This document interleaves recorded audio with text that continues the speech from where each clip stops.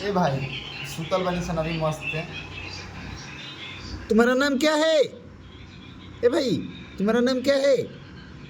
भाई नहीं बोल रहा है, इसका नाम मुख्तार सहनी है। ए भाई तुम्हारा नाम क्या है? मुख्तार सहनी। मुख्तार सहनी है। चला मौज में बोलेला भाई वो। तुम्हारा नाम क्या है? मुख्तार सहनी है। खाना खाती है। नहीं, चोखा दाल खाती है। भाई आपका नाम क्या है? औरा कंपनी के मैनेजर। और कंपनी के मास्टर होगा। इंजीनियर है। नामा बनावे